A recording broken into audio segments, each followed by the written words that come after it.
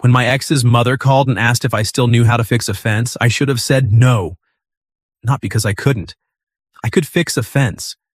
I could fix a gate, a porch step, a leaking hose bib, a loose cabinet hinge, and half the things people ignored until they became expensive. What I could not fix was the strange feeling I got when I saw her name on my phone after 10 months of silence. Diane Whitaker. My ex-girlfriend's mother? The woman who used to hand me coffee when I came over too early to help Lauren move furniture she had bought without measuring the hallway. The woman who noticed when I was tired before Lauren did. The woman who once told me quietly while Lauren was upstairs getting ready for dinner. "You're a good man, Caleb. Don't let anyone make that feel small." I had thought about that sentence more times than I should have. My name is Caleb Reed.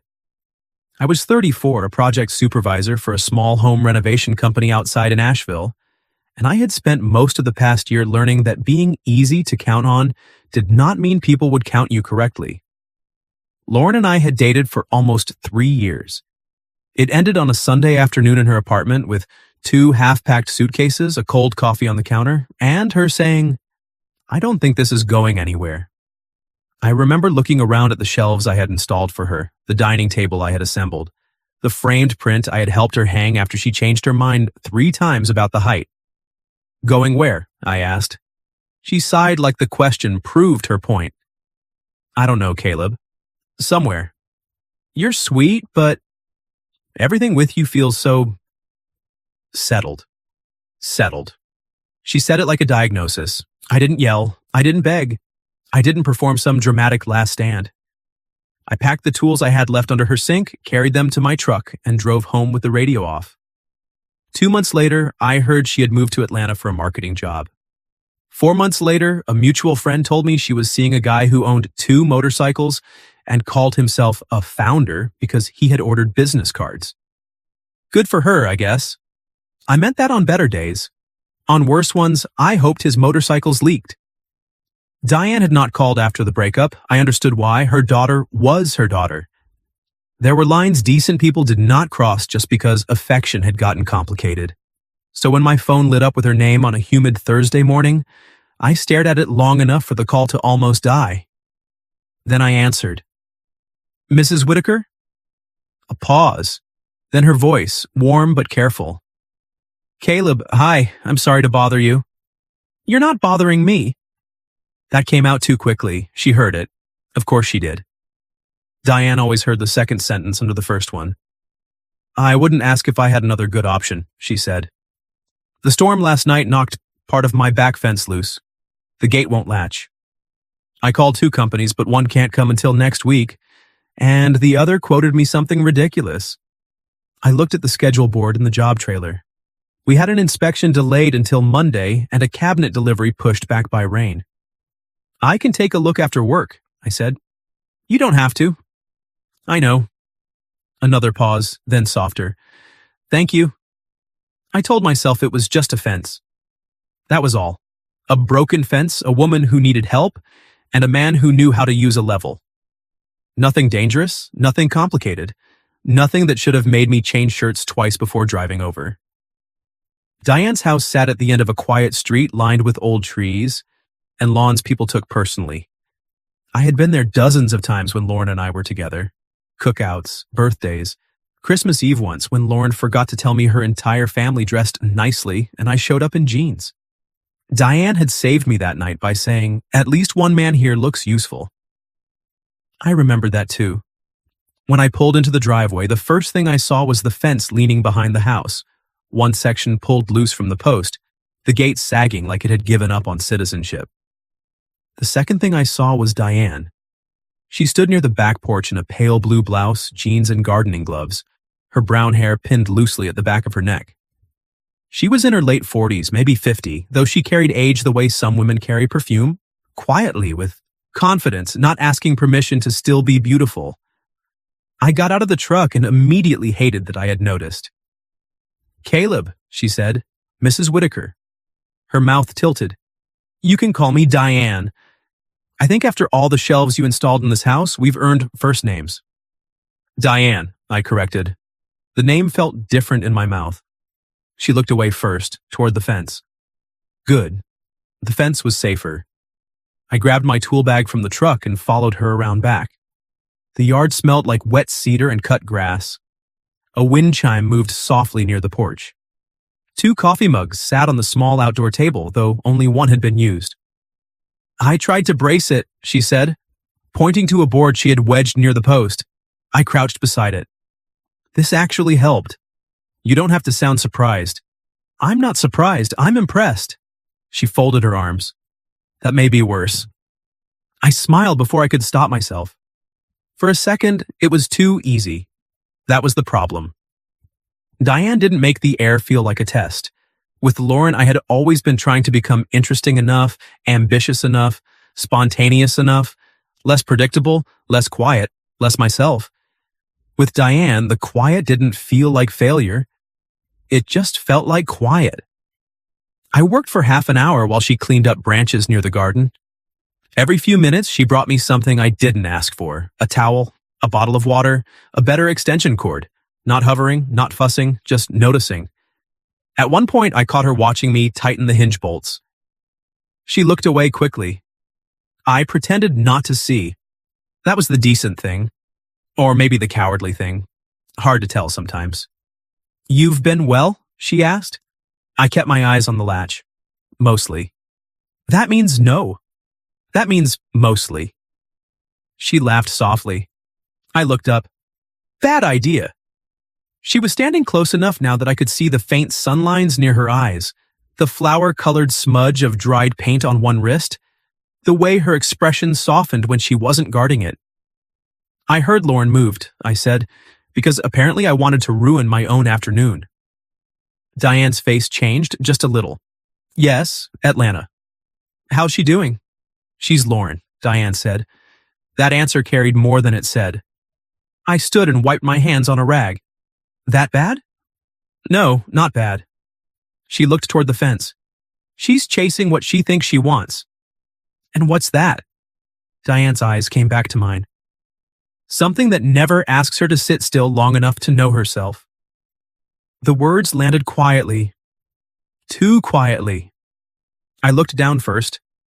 The gate swung better now, but the latch still needed adjusting. I needed another 20 minutes. Maybe 30 if I worked slowly, which I was trying not to admit I wanted to do. Diane stepped onto the porch and pulled off her gloves. Finish the fence, she said, and I'll make lunch. I froze with one hand on the latch. Not because the sentence was improper, it wasn't. It was simple, domestic, almost innocent. But something about the way she said it, not flirtatious exactly, not bold, not careless, made the whole yard feel warmer. Like she wasn't only offering food. Like she was asking me to stay a little longer. I turned toward her. She held my gaze for half a second too long. Then she looked down at the gloves in her hand. You don't have to, she added. There it was. The line decent people draw after saying something they maybe meant too much. I should have said I had another job. I should have packed up after the latch worked and driven away with the radio on. Instead, I looked at the crooked gate, then back at her. I can finish it, I said. Diane nodded once. And the small smile she tried to hide was the first thing that made me wonder if the fence was the only thing broken enough to bring me back there. Lunch should not have felt intimate. It was a sandwich.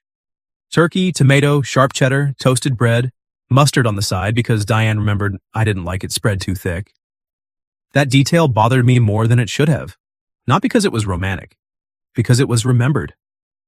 Lauren used to forget small things, and then call them small, because that made forgetting them less expensive. Diane remembered them quietly without making a speech out of it. I washed my hands at the kitchen sink while she moved around behind me, opening cabinets, setting plates on the counter, pouring iced tea into 2 glasses. The house looked almost the same as it had when Lauren and I were together. Same yellow curtains over the window, same ceramic bowl near the door where everyone dropped keys. Same old radio on the shelf above the stove. But without Lauren's constant motion, the place felt different. Still, not empty, just honest. You didn't have to make anything, I said. I know. That's becoming your favorite answer. She smiled at the cutting board. Maybe I learned it from someone. I dried my hands on the towel beside the sink. From me? You were always very good at helping without letting people make a ceremony out of it. That stopped me. Diane kept slicing tomato like she hadn't said anything dangerous. I leaned back against the counter. Lauren used to call that boring. Her knife paused, just once. Then she continued. Lauren called a lot of things boring before she understood them. There it was again. That quiet way Diane had of saying something gentle and devastating at the same time. I should have let it pass. Instead, I asked, did she talk about me after we broke up? Diane set the knife down, not dramatically, carefully. Yes. That was all, enough to make my stomach tighten. I looked toward the back window where the repaired gate stood almost straight now. What did she say? Diane turned to face me. Caleb. That bad? No. She wiped her hands on a cloth. Not bad in the way you mean. Then how? She seemed to choose each word before letting it go. She said you were kind, reliable, safe. A small sadness moved through her expression, but she said those words like they were reasons to leave. I looked down. That hurt. Not because I hadn't suspected it, because hearing it from Diane made it impossible to pretend I had misunderstood. She wanted more, I said.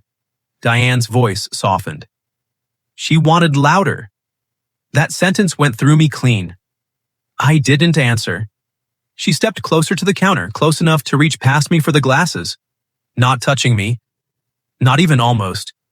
But close enough that I noticed the scent of soap on her skin and lemon from the cutting board. My mind said, Lauren's mother. My body, traitor that it was, noticed she was a woman standing close to me in a quiet kitchen. I moved aside too quickly, Diane noticed. Of course she did. A faint flush touched her face. Sorry. You didn't do anything. I know. She looked at the plates. Still. That was the strange thing between us. Neither of us had done anything wrong, but the air kept behaving like we had approached something we were not supposed to name. We ate at the small table near the window, not the dining room. That mattered. The dining room belonged to old family dinners, holidays, Lauren laughing too loudly while I helped to clear plates. The kitchen table felt different, less formal, more dangerous because it was ordinary. For a while we talked about safe things, the storm, the neighborhood, work. She asked about the renovation company and I told her about a house we were restoring on the east side, an old craftsman place with good bones and terrible plumbing. Her eyes lit up when I described the original woodwork. You always liked fixing what other people wanted to replace, she said. I smiled faintly. Sometimes replacement is easier. Easier isn't always better. No. We both heard the other meaning. Neither of us touched it. Halfway through lunch, her phone rang on the counter. Diane glanced at the screen. Her expression changed. Not fear, not guilt, complication. Lauren? I asked. Diane nodded. You can answer. I know. She didn't. The phone stopped, then immediately started again. This time, Diane sighed and picked it up. Hi, honey. I looked out the window, trying to give her privacy in a room too small for it. Lauren's voice came through faintly, sharp and bright, even without speaker. Did someone fix the fence? Diane's eyes flicked to me. Caleb came by. A pause. Then Lauren laughed, not warmly. Mom, seriously? Diane's face went still. What? You called Caleb? That's weird. I stared at the table. Diane lowered her voice. He knew how to fix it. Of course he did. That's his whole thing. Something in my chest tightened. Lauren continued, muffled but clear enough. He loves being needed. Just don't let him hang around and get sentimental. Diane closed her eyes. For a second, I felt like I had been put back in Lauren's apartment on the day she left, listening to her reduce 3 years of love into something too settled to keep. Then Diane said very calmly, Lauren, that was unkind. Another pause.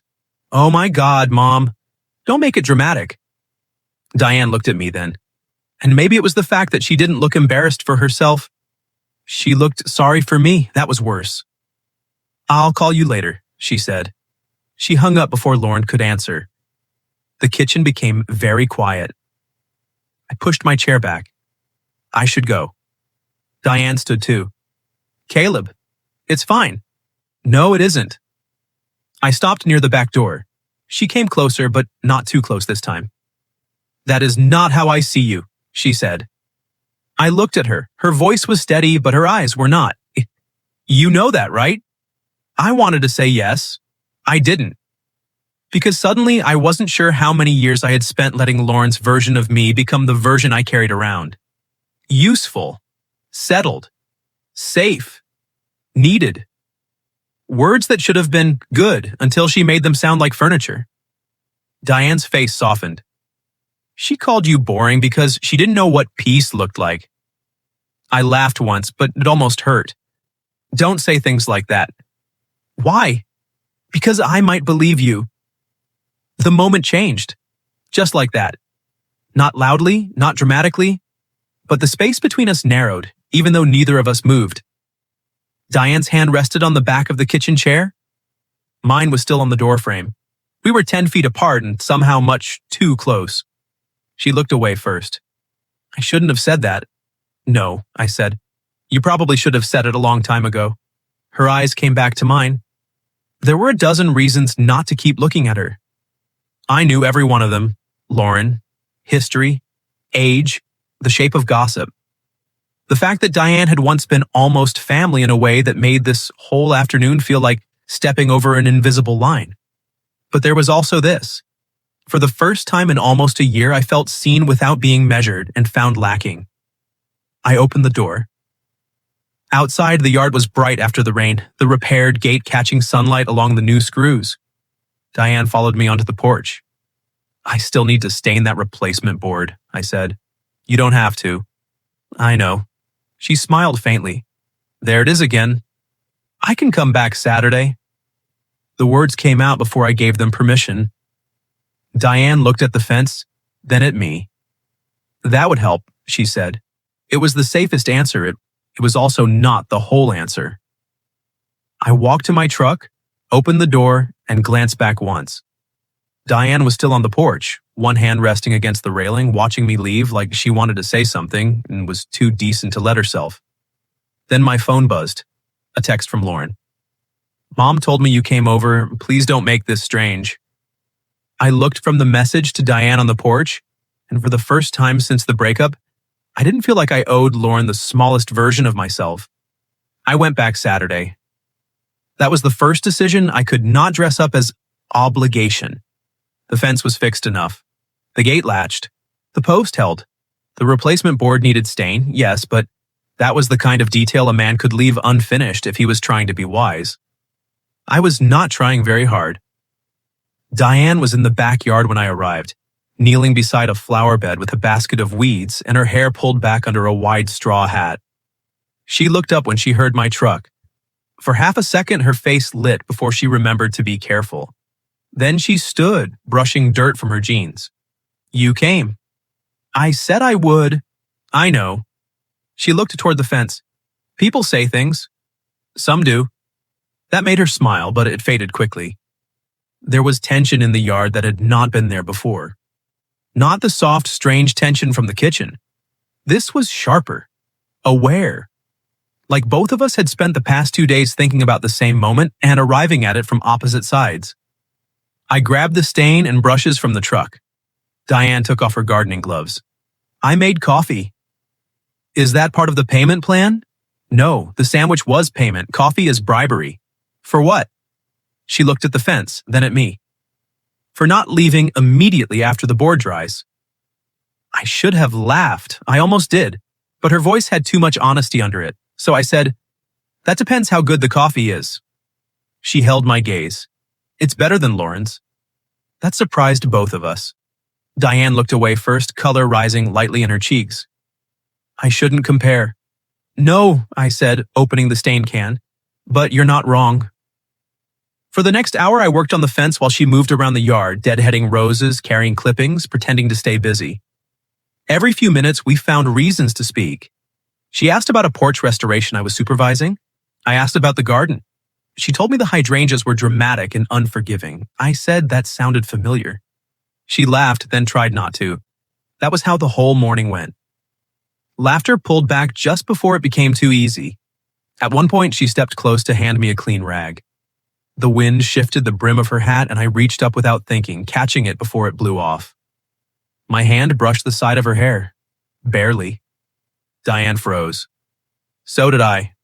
Her eyes lifted to mine, and for one breath, the whole yard dropped away. No fence, no stain, no old history, just her standing close enough for me to see the small flecks of green in her hazel eyes, and me realizing I had not felt that awake in a long time. Then she stepped back. "Thank you," she said. "For the hat?" "For not pretending that didn't happen." I set the rag down slowly. "I don't know what happened." "Yes, you do." The honesty in that answer was almost cruel. I turned back to the fence because wood and stain were safer than Diane Whitaker with sunlight on her face. When the last board was done, she poured coffee on the porch. We sat in two old chairs angled toward the yard, close enough to talk easily, far enough to look respectable from the street. Respectable. That word was starting to feel like a fence of its own. Diane held her mug with both hands. Lauren called me again. I figured. She thinks I'm being foolish. I looked at her. For hiring me? For inviting you back. The porch went quiet. Diane stared into her coffee. She said people will talk. Will they? Probably. I leaned back. Then let's not give them anything true. She looked at me quickly. I regretted how that sounded the second I said it. I didn't mean... I know what you meant. No, I said. I'm not sure I did. Her expression softened, but there was sadness in it. Caleb, I need to say something clearly before this becomes something we hide inside jokes and coffee. I set my mug down. She took a breath. I cared about you when you were with Lauren, but not like this. Her voice stayed steady, though her fingers tightened around the cup. Not in a way I allowed myself to look at. You were kind to my daughter. You were good in my house. You fixed things without making people feel useless. And I noticed because I was her mother, and because I am a person who notices. I didn't move. After you two ended, she continued, I missed you. That embarrassed me. I told myself I missed the help, or the company, or the way the house felt less empty when someone steady was in it. She looked at me then. But that wasn't all of it. My throat felt tight. Diane, I'm not asking you for anything. I know. I'm serious. Her eyes held mine. I will not be a foolish woman chasing her daughter's ex because she's lonely. That's not what I think this is. What do you think it is? There were careful answers, safe answers, answers that would let both of us step back onto familiar ground. But I was tired of being reduced to the safest version of myself. I think, I said slowly, Lauren left because she thought peace was boring. And I think sitting here with you feels like being understood by someone who knows the difference. Diane's eyes filled, but she didn't look away. That was the moment the back gate clicked. Both of us turned. Lauren stepped into the yard, not alone. A man I didn't know stood behind her, sunglasses pushed up on his head, one hand resting casually on the gate I had fixed. Lauren looked from me to her mother, then to the two coffee mugs on the porch. Her face changed, not hurt, not really, more like offended that a part of her past had started moving without permission. Well, she said, smiling in a way I recognized too well. This is cozy. Diane stood. Lauren. I stood too, slower. Lauren's eyes moved over my work clothes, the stained brush, the fence, then back to her mother. So this is why you needed the fence fixed twice? The man behind her shifted awkwardly. Diane's voice was calm. Don't do that. Do what? Make something ugly because you don't know how to respect something uncomfortable. Lauren laughed once. Mom, he's my ex. I know who he is. The words landed harder than they should have. Lauren looked at me then, finally. You're seriously having coffee with my mother? I could have defended myself. I could have apologized. I could have stepped back into the old role where Lauren named the room, and I tried to make it easier for her. Instead, I looked at Diane. She was pale but steady. Then I looked back at Lauren. "Yes," I said. "I am." The yard went silent, and for the first time since I had known her, Lauren looked at me like she had expected me to shrink and found someone else standing there instead. Lauren stared at me like the word yes had come from the wrong mouth. For years I had been predictable to her. Useful. Gentle. The man who carried boxes, fixed hinges, paid attention, and made discomfort easier for everyone else. Apparently, I had also been expected to stay that way after she left. Diane stood near the porch railing, one hand still wrapped around her coffee mug, her face pale but steady. Lauren's boyfriend cleared his throat near the gate. "Maybe we should—" "Riley," Lauren said without looking at him. "Don't." So that was his name. Riley looked exactly like the kind of man Lauren would choose after calling me settled. Sunglasses in his hair, expensive sneakers, a shirt open one button too many for a backyard. He gave me a quick look, then looked away. Smartest thing he did all morning. Lauren crossed her arms. "This is inappropriate." Diane set the mug down. "Having coffee on my own porch? With Caleb. With a man who fixed my fence." Lauren laughed, sharp and embarrassed. "Mom, don't play dumb." Diane's expression changed at that, not anger, worse, disappointment. "I am not playing anything." The yard went very still. I could hear the wind moving through the leaves behind the fence, the small click of the gate latch, the distant sound of a lawnmower somewhere down the street.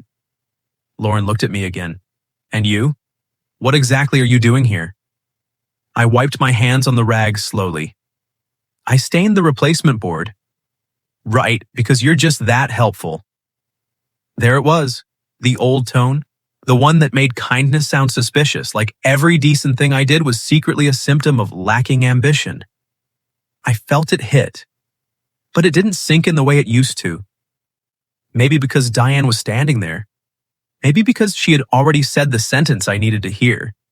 She called you boring because she didn't know what peace looked like. I looked at Lauren and said, "You asked me not to make this strange." Her mouth tightened. "I didn't," I said. "You did." Riley shifted behind her. "Lauren, maybe we should go." This time she turned on him. "I said don't." Diane stepped off the porch then, carefully, like a woman walking into a room full of glass. "Lauren," she said, "you ended the relationship." Lauren's face flushed. "That doesn't mean I want my mother making coffee for him like some lonely divorcee in a bad movie." The words landed hard. Diane inhaled once. I stepped forward before I could stop myself. "Don't talk to her like that." Lauren's eyes snapped to mine. Diane said softly, "Caleb." But I was already there. Not yelling, not performing, just done. You don't get to leave people behind and still decide what they're allowed to mean to each other. Lauren stared at me. I think that was the moment she realized this was not about winning me back. That would have been easier for her to understand. This was worse. This was me no longer asking her permission to be seen differently. Her voice dropped. "You're seriously defending my mother against me?" "No," I said. "I'm defending a person standing in her own yard." Diane looked down. Lauren blinked fast, like the humiliation was finally becoming real because it hadn't obeyed her. For a second, I almost felt sorry for her. Then she said, "Wow, I guess I was right. You really do need to be needed." Diane's head lifted. "Enough," she said. One word, quiet, absolute. Lauren froze. Diane walked down the porch steps until she stood between us, not shielding me, not shielding Lauren, just claiming the center of her own life. "You don't have to like this," she said to her daughter. "You don't even have to understand it today. But you will not come into my home and use my loneliness as an insult." Lauren's eyes filled with angry tears. "I'm your daughter." "Yes," Diane said, "and I love you. But love does not give you ownership over everyone you've stopped valuing." That was the sentence that ended the fight. Lauren looked from her mother to me, then back again. For once, she had no clever dismissal ready.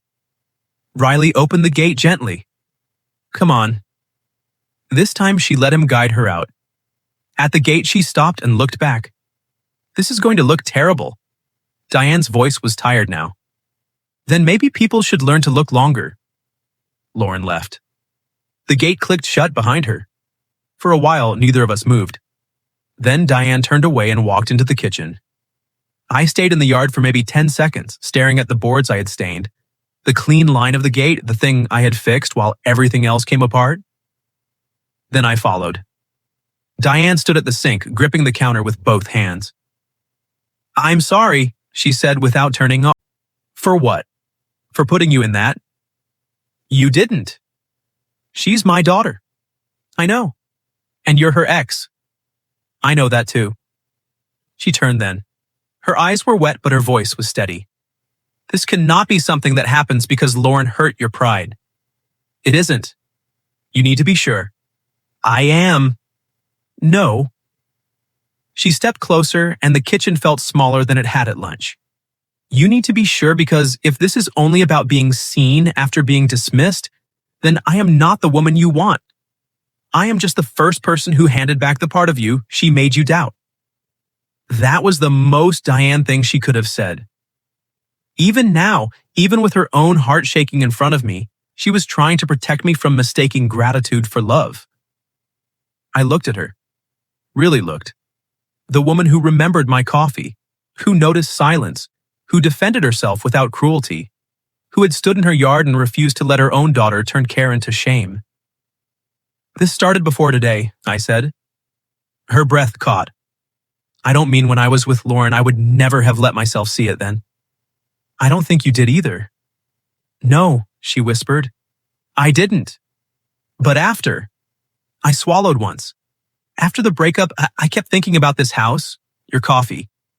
The way you talked to me like quiet wasn't a defect. I told myself I missed being useful somewhere, but that wasn't all of it." Diane closed her eyes. "Caleb, I don't want you because Lauren didn't." My voice came out rougher than I meant it to. "I want you because when I'm with you, I don't feel like I have to become louder just to be worth keeping." That broke her composure. Only a little.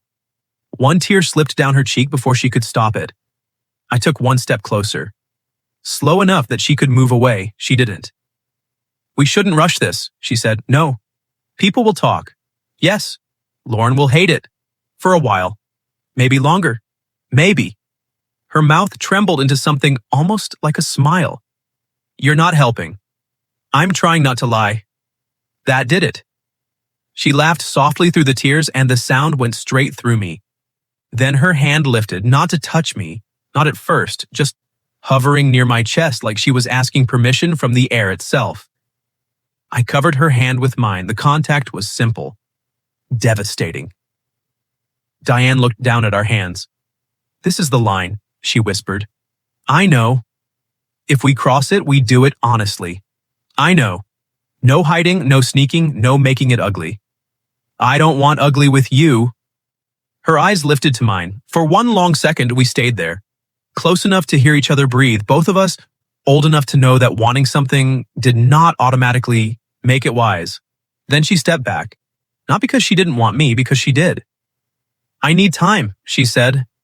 I nodded, even though it hurt. "Then take it." I left her house without kissing her. That was the right thing. I hated how right it felt. But when I reached my truck, my phone buzzed. A message from Diane. "Thank you for not making me choose between desire and dignity." I stood there beside the truck, reading it twice. Then a second message appeared. "But Caleb, I did want you to kiss me." I looked back at the house. Diane was standing in the kitchen window, one hand against the curtain, watching me with a face full of fear, warmth, and a truth neither of us could pretend had only started that morning. I didn't go back inside, not that day. I stood beside my truck with Diane's message glowing on my phone, the repaired fence behind her house, and the strange ache of knowing that sometimes doing the right thing feels almost cruel because the wrong thing would be easier for one perfect minute. "But Caleb, I did want you to kiss me." I read it again. Then I looked toward the kitchen window. Diane was still there, not smiling, not pretending, just watching me with the same honesty that had made everything harder and cleaner at the same time. I typed back, "I know." Then, after a few seconds, "That's why I didn't." Her hand rose to her mouth behind the glass. I drove home before I could become less decent than the man she believed I was. For 2 weeks, I didn't see her. We texted only once or twice. Practical things. The fence held through another storm. The stain dried evenly. She found the missing latch screw in the flower bed. Ordinary messages with entire rooms underneath them. Lauren texted me 3 times. The first one was angry. "I can't believe you're doing this." The second one came the next morning. "Are you actually interested in my mom, or are you just trying to make me feel bad?" That one I answered. "This isn't about punishing you." She didn't reply for 2 days. Then came the third. "I don't know what to do with this." I stared at that message for a long time. Then I wrote, "You don't have to do anything today, but you don't get to make your mother ashamed for being seen." She didn't answer. That was probably best. Diane called me on a Thursday evening. I was sitting on my back steps, work boots still dusty, a plate of reheated leftovers balanced beside me. "Hi," she said. "Hi." A pause. Then she laughed softly. "We sound ridiculous." "We are a little ridiculous." "Only a little? I'm being generous." That helped. I could hear her breathing settle on the other end. "I talked to Lauren," she said. My hand tightened around the phone. "How was that?" "Hard." "Yeah." She was angry, then embarrassed. Then angry again because embarrassment had nowhere else to go. Diane paused. "But we talked." "About me?" "Some. Mostly about her." That surprised me. Diane continued, "I told her I loved her. I told her that would never change, and then I told her she does not get to treat people as possessions after she has chosen to release them." I closed my eyes. "That must have been difficult." "It was." Her voice softened. "But necessary." The next Saturday, Diane asked me to meet her for coffee. Not at her house, not mine. A small place downtown with bright windows, loud espresso machines, and no history attached to the chairs. She arrived before me, wearing a green dress and a denim jacket, hair loose around her shoulders. She looked nervous. That made me less nervous somehow. I sat across from her. No fence, no porch, no daughter walking through a gate. Just us. "I need to know something," she said. "Okay. If this happens, it cannot be because I made you feel valued after Lauren didn't." I nodded slowly. "I've thought about that. And I think being valued is part of why I noticed you." I looked at her directly. "But it isn't why I want to keep noticing." Her eyes softened. I continued because she deserved the whole answer. "I like how quiet feels around you. I like that you remember things without using them to prove anything. I like that you don't confuse steady with dull. I like the way you tell the truth gently until someone needs it plain." I smiled a little, as I like that your coffee is better than your daughter's. Diane looked down, smiling despite herself. "That last part was the clincher?" "Obviously." We took it slowly after that, painfully slowly. No hiding, no sneaking around, no pretending the situation was simple. Lauren needed time, and Diane gave it to her without asking me to disappear. That mattered. I learned something about love watching Diane be both a mother and a woman, refusing to amputate one part of herself to make the other more comfortable. A month later, Lauren asked to meet me. We sat on a park bench near the river with 10 feet of emotional distance between us and no desire from either side to close it. "I was cruel to you," she said. I looked at her. She stared at the water. "I called you boring because I was scared of becoming ordinary. And you were the easiest person to blame because you never made me feel bad for leaving." That was more honesty than I expected. "Thank you for saying that," I said. She nodded, swallowing hard. Then she added, "I still hate this. I know, but I don't think you're doing it to hurt me. No. And I don't think Mom is lonely in the way I accused her of being." "No," I said, she isn't." Lauren laughed once, but it broke a little. "She looks happy." I didn't answer. Not because it wasn't true, because I knew hearing it cost her something. 6 months later, Diane and I went to a neighborhood concert in the park and held hands in public for the first time. No announcement, no performance.